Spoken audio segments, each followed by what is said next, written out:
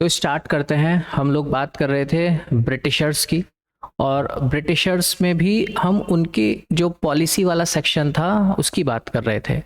तो उसमें आज हम लोग को बात करना है कि जो अंग्रेज़ थे यहाँ पर, उन्होंने हमारे यहाँ आकर के फॉरेस्ट पॉलिसी कैसे कैसे बनाई, उनकी जो वन नीति थी वो क्या रही थी। तो ये टॉपिक अपने आप में काफ़ी बड़ा टॉपिक है, और इस एक अकेले टॉपिक से हम कई सारे टॉपिक को कवर करेंगे, क्योंकि ये सब एक दूसरे के साथ कोरिलेट है। तो आज हम लोग एक नए टॉपिक की बात स्टार्ट करते हैं, वन या फिर फॉरेस्ट वन नीति, या हम बोलते हैं फॉरेस्ट पॉलिसी। जब हम इस पोर्शन की बात करेंगे तो 4 पार्ट में हम लोग इस पोर्शन को पढ़ेंगे। फर्स्ट वन हम लोग बात करेंगे एक बैकग्राउंड की, एक पृष्ठभूमि की। एक पृष्ठभूमि देखें, देन फिर हम लोग एक सिनेरियो देखेंगे, एक इसका इतिहास देखेंगे, एक इसका हिस्टोरिकल एस्पेक्ट देखेंगे, और इस इतिहास को भी हम डिवाइड करेंगे 3 पोर्शन में। एक स्पेशल 1815 से और 1878 तक के एक फेज को हम लोग देखेंगे। एक दूसरा फेज देखेंगे 1878 से और 1893 तक का एक फेज, एंड देन एक लास्ट फेज हम देखेंगे 1893 से और 1947 का एक फेज। तो बेसिकली इस पोर्शन से आपसे डायरेक्ट क्वेश्चन पूछे जाते हैं। ये पोर्शन आपकी एक समझ पैदा करता है जो मीन्स में आपके काम आता है, एंड देन फिर इस हिस्टोरिकल एस्पेक्ट को देखेंगे हम अंग्रेजों के चश्मे से, और फिर उसके जो प्रभाव होंगे उसके प्रभावों को हम यहाँ पर देखेंगे जो हमारे रीजनल मूवमेंट रहे हैं या फिर आंदोलन रहे हैं। आंदोलन, रीजनल मूवमेंट, ये कंप्लीट जब हम लोग देखेंगे तो एक काफ़ी बड़ी, एक ये टॉपिक देखने में छोटा है लेकिन काफ़ी बड़ा टॉपिक ये होने के लिए जा रहा है।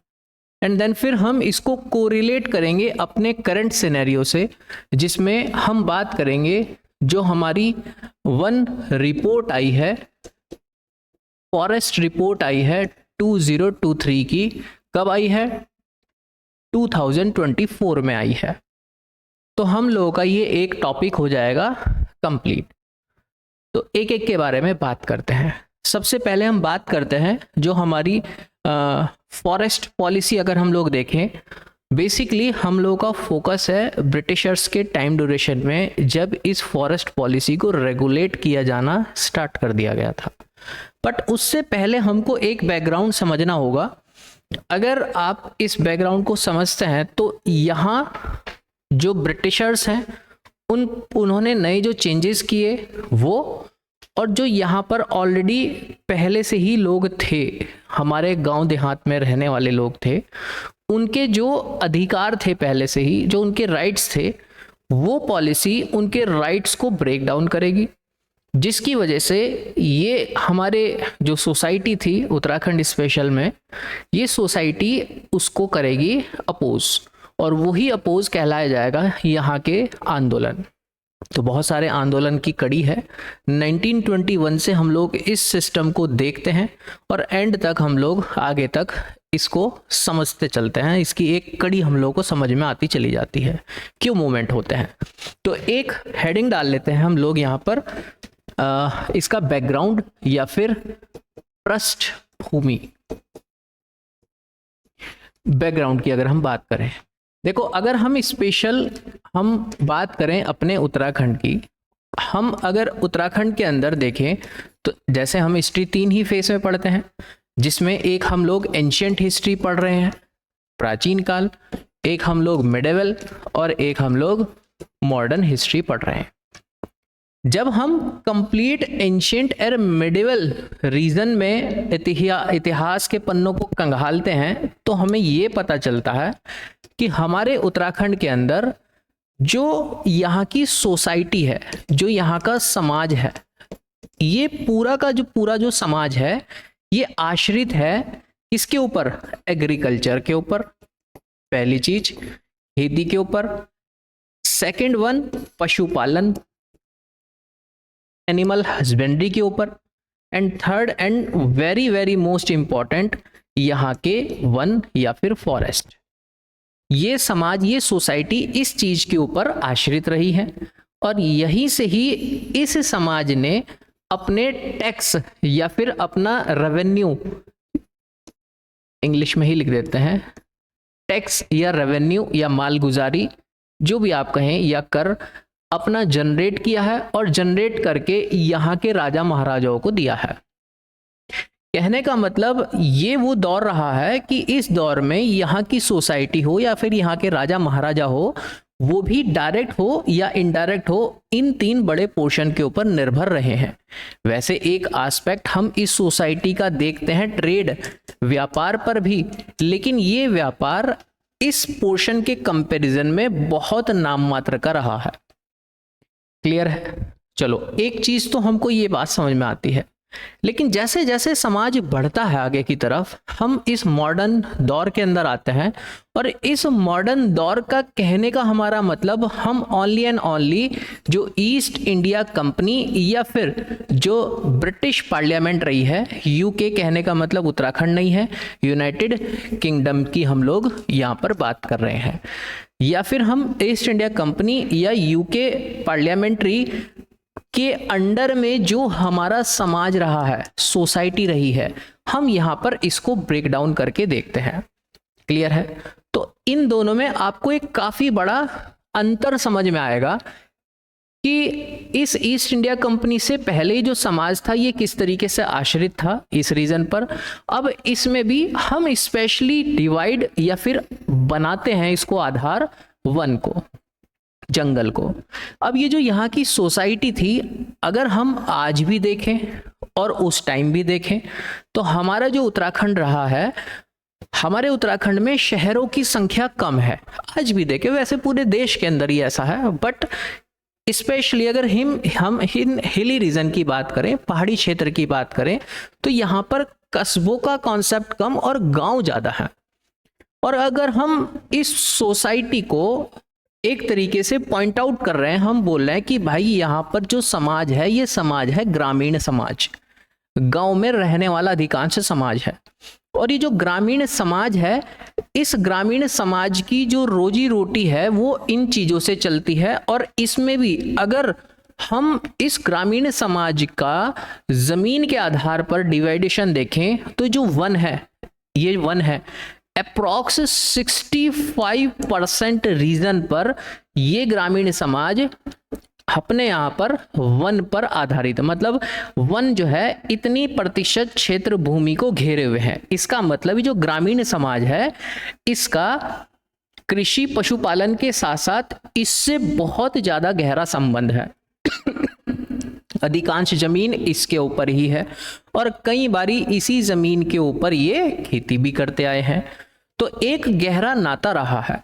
और अगर इस सोसाइटी का इतने बड़े व्यापक लेवल पर वनों के साथ अगर हम इंटरकनेक्शन देखते हैं तो इसी ग्रामीण समुदाय के जो लोग रहे हैं, जो भी विलेज कम्युनिटी के लोग रहे हैं स्टार्टिंग से ही, वो क्या रहे होंगे, उन्होंने इस पूरे के पूरे रीजन का क्या किया होगा, मैनेजमेंट किया होगा। प्रबंधन भी कौन करते होंगे, यही ग्रामीण सोसाइटी के लोग। अब मैनेजमेंट क्या कहने का मतलब क्या है भाई अपने फॉरेस्ट का या फिर वनों के मैनेजमेंट का कहने का मतलब क्या है, तो यहां मैनेजमेंट कहने का मतलब तीन चीजों से है। यहां पर फॉरेस्ट मैनेजमेंट कहने का मतलब तीन चीजों से है, जैसे कि पहला, हम जंगलों को क्या कर रहे हैं, प्रोटेक्ट भी कर रहे हैं। हमने जंगलों से अपने उपभोग के लिए, अपने कंजम्पशन के लिए कुछ चीजें लेनी भी है और हमने उसको प्रोटेक्ट भी करना है। मतलब ये जो प्रबंधन है, ये मैनेजमेंट है, ये मैनेजमेंट एक तरीके से इक्वलिटी लॉ के ऊपर डिपेंड है कि भाई हम जितना जंगलों को दे रहे हैं उतना ही जंगलों से हम ले भी रहे हैं। अब जंगलों से आप ले क्या रहे हैं भाई, मतलब जंगलों के दोहन की हम बात करते हैं, कंजम्पशन की बात करते हैं। जंगलों से दोहन क्या किया जा रहा है, कितना किया जाना है, उसका मैनेजमेंट आपको देखना है। प्लस ये जो जंगल है, इस जंगल को आप अपनी तरफ से क्या दे रहे हैं कि भाई आपने इसके मैनेजमेंट के लिए क्या किया है, या फिर आपने इसके संरक्षण में क्या किया है, आपने इसके प्रोटेक्शन में क्या कर रहे हैं, संरक्षण, प्रोटेक्शन। और एक तीसरा और एस्पेक्ट है जो यहाँ की कम्युनिटी की बात करता है, यहाँ की जो समुदाय है उसकी बात करता है कि भाई एक समुदाय को दूसरे समुदाय से भिन्न करने का काम भी, या फिर डिफरेंस करने का काम भी हम इन जंगलों से ही देखते हैं। वो कैसे देखते हैं, तो पहले हम इसी की बात कर लेते हैं, छोटा सा ही पोर्शन है। जैसे हम बोलते हैं कि भाई ये जंगल ही बताते थे कि ये एक कम्युनिटी ये है तो दूसरी कम्युनिटी ये है। इसका मतलब ये है कि इन कम्युनिटीज के बीच में कुछ ना कुछ एक बाउंड्री होगी, या फिर कुछ ना कुछ एक सीमाएं भी यहाँ पर तय की गई होगी। अब बाउंड्री क्या है और सीमा क्या है, उसका मतलब क्या है, देखो बात समझना। जो पुराने टाइम का जो रीजन हुआ करता था, सपोज ये एक माउंटेन, ये एक पहाड़ है, ये एक पहाड़ है, ये एक पहाड़ है, अब ये एक पहाड़ है, ये एक घाटी रीजन है, ये वाला एक घाटी वाला रीजन है। तो अब हुआ क्या ये है कि सपोज इस पहाड़ पर रहने वाली एक कम्युनिटी है और इस पहाड़ पर रहने वाली एक कम्युनिटी है, तो अब ये बीच में एक और पहाड़ है, यहाँ पर रहने वाली एक और कम्युनिटी है। तो भाई साहब इस कम्युनिटी का रहन सहन शायद अलग हो सकता है, इस कम्युनिटी के रहन सहन शायद अलग हो सकता है। क्यों हो सकता है, ये कम्युनिटी शायद उस रीजन में है जहां पर धूप बहुत कम आती है। भाई सूरज यहां से आया और यहां पर आकर के छिप गया, तो शायद यहां पर धूप का प्रभाव कम है, तो यहां पर जो यहां का इन्वायरमेंट है, टेम्परेचर है, पूरे साल भर का ऑन एन एवरेज कुछ और रहता होगा। शायद एक कम्युनिटी यहां रह रही है जहां धूप का प्रभाव सबसे ज्यादा है, यहां वेजिटेशन भी वैसी होगी, वनस्पति भी वैसी होगी, टेम्परेचर औसतन यहां के कंपैरिजन में यहां पर ज्यादा भी होगा। मतलब बहुत सारे फैक्टर ऐसे होंगे जो इन कम्युनिटी के ऊपर प्रभाव डालेंगे। अगर यहाँ ज्यादा ठंडा इलाका है और यहाँ पर औसतन इलाका ठीक ठाक है, तो यहाँ के खान पान पर भी डिफरेंट असर पड़ेगा, यहाँ के खान पान पर भी एक तरीके से असर पड़ेगा। यहाँ के खान पान में शायद ऐसी ही वनस्पति यहाँ पर सामने आ जाए, जो कि सूरज पूरा दिन भर है, हाँ, तो शायद यहाँ पर जो वेजिटेशन है वो कुछ डिफरेंट हम लोगों को नजर आ जाए, और शायद यहाँ की वेजिटेशन कुछ और डिफरेंट टाइप की हो, वो उसके खान पान में भी आ जाएगी, वो उसकी संस्कृति में भी आ जाएगी, वो उसके कल्चर में भी आ जाएगी। तो जिस टाइप के पेड़ पौधे इस कम्युनिटी को मानने वाले लोगों के इर्द गिर्द होंगे, वो बोलेंगे भाई हमारी कम्युनिटी यहीं तक ही है। यहां पर शायद उस टाइप की पेड़ पौधे वो बोलेंगे भाई हमारी कम्युनिटी यहीं तक ही है। क्यों? क्योंकि वो जो पेड़ पौधे होंगे वो उनके रीति रिवाजों का एक पार्ट बन चुका होगा, वो उनके हिस्से के अंदर आ चुके होंगे, वो उनके रहन सहन का एक हिस्सा बन चुके होंगे।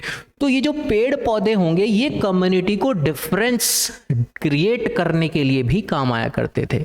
मतलब ये जो अलग अलग कम्युनिटी थी, इस कम्युनिटी के अंदर एक तरीके से सामुदायिक विभाजन का काम भी करते थे, यहां पर क्षेत्रीय सीमाओं का काम भी करते थे, क्षेत्रीय सीमाओं का काम भी ये करते थे। ठीक है, कम्युनिटी के अगर हम सेंस पर देखें तो एक गहरा प्रभाव था इस आधार पर। अगर हम लोग देखें, चलो एक बात तो हम लोग थोड़ी सी ये समझे, अब थोड़ा सा ये जो मैंने आपको बात बताई है इसको और क्लियर करते हैं, शायद अभी तक ये और क्लियर ना हुई हो, समझते हैं। देखो, जैसे अगर हम बात करते हैं दोहन की, दोहन कहने का मतलब कंजम्पशन, तो आप एक जंगल से किस टाइप के कंजम्पशन का यूज करेंगे, क्या क्या चीज आपके काम की रहेगी। जैसे भाई आप जंगल में गए, अब ये वो दौर है जब जब लाइट का आविष्कार नहीं हुआ है, राजा महाराजा भी शाम तक बस वो दीपक वाले दिए के सहारे ही रहते थे या मशालों के सहारे ही रहते थे। तब ये वो दौर है, तो एलपीजी सिलेंडर कहाँ होगा? तो खाने के लिए भी ईंधन के ऊपर आश्रित है आदमी, सूखी लकड़ियों के ऊपर आश्रित है। और सूखी लकड़ियां कहाँ से मिलेंगी आपको? आसपास के रीजन से मिलेगी, और आसपास में सबसे ज्यादा क्षेत्र में क्या है? आपके जंगल है। तो इसका मतलब एक बड़ा जो व्यापकता है काफी बड़ी, हम उसको बोलेंगे कि भाई साहब ईंधन के लिए इसका प्रयोग किया जाएगा। ईंधन कहने का मतलब हम जो लकड़ियां हैं, सूखी लकड़ियां हैं, उनकी बात कर रहे हैं। ठीक है, पहली चीज। भाई और क्या चीज जंगलों से मिलेगी? कि भाई साहब हम खेती भी तो कर रहे हैं। अच्छा चलो पहले खाने की ही बात कर लेते। लकड़ी जलाने के लिए हमको यहाँ से मिलेगी। दूसरा, खाने के लिए भाई साहब हमको यहाँ से हम फल भी उठा करके ले आते हैं, हम यहाँ पर जड़ों को भी लेकर के आ जाते हैं। जड़ें कहने का मतलब हमारे जो वन क्षेत्र हैं वहाँ पर बहुत से ऐसे रीजन हैं जहाँ पर कुछ ऐसी वेजिटेशंस होती हैं जिनका खाने में भी प्रयोग किया जाता है, तो वो कंद कही जाती हैं। कंद मतलब जड़, मूल, जड़। तो उन चीजों का भी यूज किया जाता था। प्लस खाने की ही अगर हम बात करें तो इन्हीं जंगलों के अंदर यहाँ के रहने वाले जो लोग थे वो शिकार भी किया करते थे। भाई मांस के ऊपर आधारित भी लोग थे, शिकार के लिए भी इन जंगलों का यूज किया जाता था।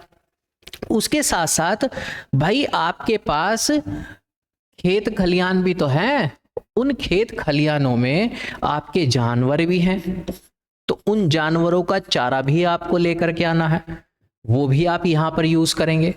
भाई साहब अब उन जानवरों से आपने खेती भी करवानी स्टार्ट कर दी है, तो खेती के जो उपकरण हैं या इक्विपमेंट्स हैं उनका भी यूज आप करेंगे, जो कृषि उपकरण है।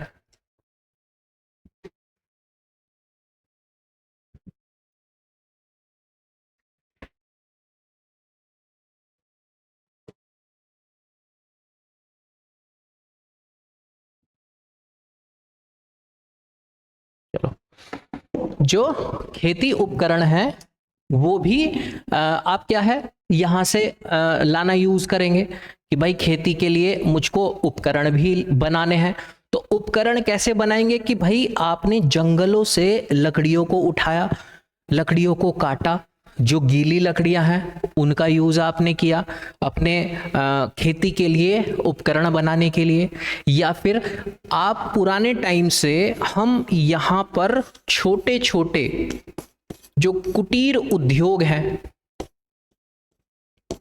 कुटीर उद्योगों के लिए जंगलों से हम लोग लकड़ियां लेकर के आते हैं, पत्ते लेकर के आते हैं।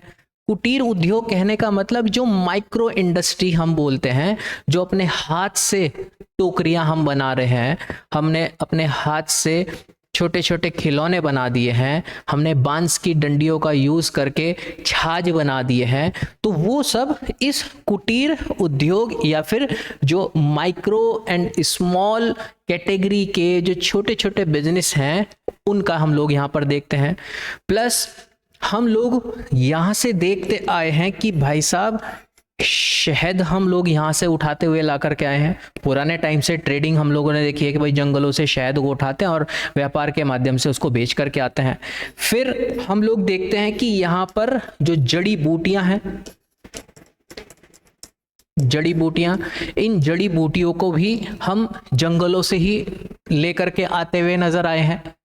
मतलब देख लो कितना बड़ा व्यापक तरीके से यहाँ की जो सोसाइटी है वो जंगलों के जो सामान है उसके ऊपर आश्रित हैं। प्लस भाई अगर मुझको अपना घर बनाना है तो वो उस टाइम बड़े बड़े ईंट वगैरह तो सीमेंट वगैरह की तो ऐसी अवेलेबिलिटी नहीं होती थी।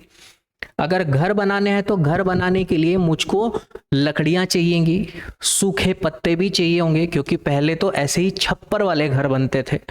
तो मुझको अगर अपना घर बनाना है, घर बनाने के लिए अगर सामग्री की जरूरत पड़ेगी, घर बनाने के लिए जिन जिन भी मुझको इक्विपमेंट्स की या रॉ मटेरियल की जरूरत पड़ेगी, वो भी मैं कहाँ से, जंगलों पर ही निर्भर हूं। तो देखो, एक आदमी, एक इंडिविजुअल आदमी अपनी दिनचर्या के किसी भी काम को कोरिलेट करना चाहे तो वो इन सब चीजों को देखेगा कोरिलेट करके कि भाई साहब, मैं तो किसी भी कारण से डायरेक्ट हो या इनडायरेक्ट हो, मैं अपने इस जंगल के साथ जुड़ा हुआ हूं या जुड़ी हुई हूं।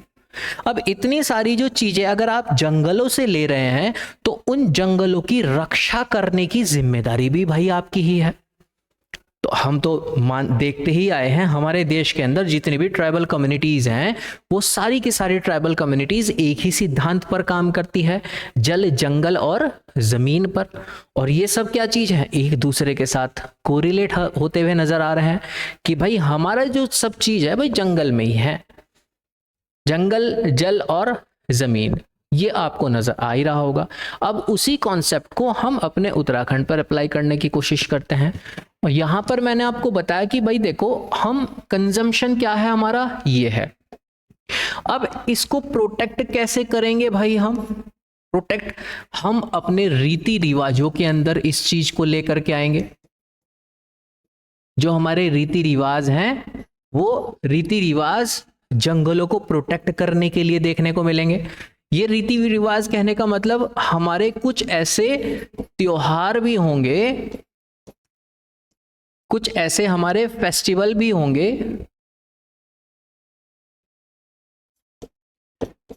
कुछ हमारे ऐसे फेस्टिवल भी होंगे जो सीधा सीधा जंगलों पर ही आश्रित है। प्लस हमारे रीति रिवाज हुए, हमारे त्योहार हुए, या फिर हमारी संस्कृति हुई, हमारा कल्चर, जैसे मैंने आपको भी बताया ही, संस्कृति हुई, कल्चर हुई। और सबसे ज्यादा इंपॉर्टेंट बात है जो यहाँ के रीजनल लॉ है, स्थानीय नियम है, रीजनल लॉ है। वो रीजनल लॉ जो उन जंगलों को प्रोटेक्ट करने का काम करते हैं। रीजनल लॉ यहाँ कहने का हमारा मतलब है, देखो आज के टाइम में भी हम इतने आधुनिक दौर में हैं, फिर भी हम लोग जंगलों में लगने वाली आग को नहीं रोक पा रहे हैं। तो ये बात तो हम बहुत पुराने टाइम से चलती हुई देख रहे हैं। फायर बहुत ज़्यादा, अब स्पेशल उत्तराखंड के अंदर बात करें तो फायर सीजन चलने वाला है।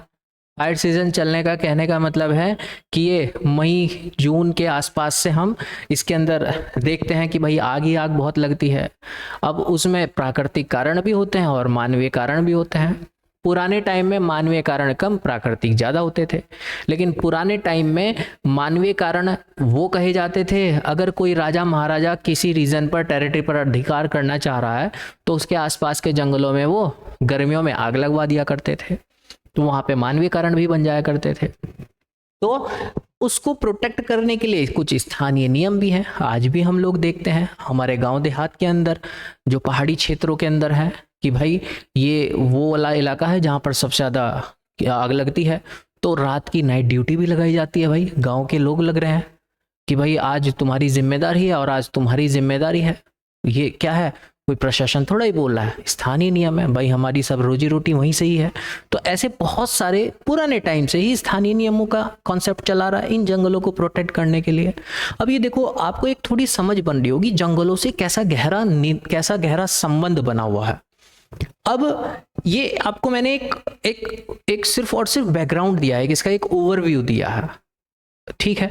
इस ओवरव्यू में मैंने आपको सिर्फ और सिर्फ क्या बताया है, जो एंशिएंट टाइम में हमारे यहाँ पर देखने को मिलता था, हमारे यहाँ की उत्तराखंड की जो सोसाइटी है, समाज है, वो किस तरीके से जंगलों के साथ डायरेक्ट और इनडायरेक्ट कोरिलेट है। अब हम बात करते हैं मॉडर्न टाइम ड्यूरेशन में। अब जैसा समाज पुराने टाइम से चला रहा था वैसा ही समाज आगे की तरफ चलेगा। उसके तो सिर्फ राजा और महाराजा टॉप हायरार्की बदली है, बट उसका जो उसका लिविंग स्टाइल है, या फिर जो उसका रहन सहन है, या जो उसकी बेस मूल जड़ है, वो तो जंगलों के साथ जुड़ी हुई है। हमको पता चल रहा है 65% से भी ज़्यादा क्षेत्र है यहाँ पर ऐसा।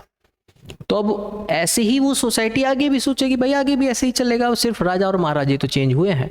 लेकिन यहां आकर के एक नया स्टेप ये देखने को मिलेगा, टॉप हायरार्की तो चेंज हुई है, गोरखों के बाद अंग्रेज तो आ गए, लेकिन अंग्रेजों ने सिर्फ हायरार्की ही चेंज नहीं की, उस आदमी के, उस जंगल में रहने वाले, उस गांव में रहने वाले व्यक्ति, पर्सनैलिटी के जो जुड़ाव था जंगल के साथ, उसको काटने का प्रयास किया। और वो काटने का प्रयास कैसे करेगा? धीरे धीरे धीरे नियम कायदे कानून बना बना करके, धीरे धीरे यहां पर ठेकेदारी व्यवस्था को प्रमोट करेगा, कई बारी फिर लॉ बनाएगा। 1865 के अंदर पहला लॉ लेकर के आएगा कि भाई हमारी मर्जी है, किसी भी जमीन को हम संरक्षित घोषित कर सकते हैं, हम उसको प्रोटेक्शन मोड में डाल सकते हैं। आगे जाकर के इसी लॉ को और कन्वर्ट करेगा, वो धीरे धीरे गांव की ज़मीन के ऊपर भी बोलेगा कि भाई साहब ये खेती लायक ज़मीन नहीं है, इसके ऊपर अनावश्यक अगर वन है देखते दिख रहे हैं तो भाई ये ज़मीन हमारी है, सरकार की। धीरे धीरे धीरे धीरे वो क्या है, उन गांव के ग्रामीणों को उससे काटने का प्रयास करेगा। और वहीं अगर आपकी आजीविका को प्रभाव नजर आएगा अंग्रेजों की पॉलिसी से, तो फिर हम धीरे धीरे धीरे छुटपुट अपनी आवाज़ उठानी शुरू करेंगे। तो वो आवाज़ एक गांव की, दो गांव की, 4 गांव की, 10 गांव की, 50 गांव की आवाज़ बनती बनती फिर आंदोलन का एक रूप लेना स्टार्ट करेगी। तो वो दौर स्टार्ट होगा लगभग अंग्रेजों के एंट्री करने के लगभग 100 साल के बाद, क्योंकि इन 100 साल में अंग्रेज धीरे धीरे यहाँ के समाज को काटना शुरू करेगा। हम बेसिकली हॉलिस्टिक वे में जो यहाँ के प्रोटेक्शन है, जो प्रोटेक्ट मूवमेंट है, वो हम 1921 के बाद से देखना शुरू करते हैं। तो 1815 से और 1921 तक का ये जो एक फेस हमको देखने को मिलेगा, इसमें बहुत सारे चेंजेस नजर आते हैं, बहुत सारा यहाँ पर फ्लक्चुएशन नजर आएगा पॉलिसीज के अंदर या फिर नीतियों के अंतर्गत। तो एक फेस अगर आपको ये समझ में आ गया, ये 1815 से और 1921 तक के एक दौर का बेस जो है, कोर जो है, तो आपको ये जितने भी आंदोलन है, आपको एक भी बात रटने की जरूरत नहीं पड़ेगी, हर चीज आपके दिमाग में इंफॉर्मेशन तय के रूप में लगती चली जाएगी। अच्छा, इसका कारण तो ये था, इसकी वजह से ये हुआ, अच्छा कारण ये था। जब किसी चीज का कारण पता चल जाता है तो आगे फिर कुछ ज्यादा माथापच्ची करने की जरूरत नहीं पड़ती है।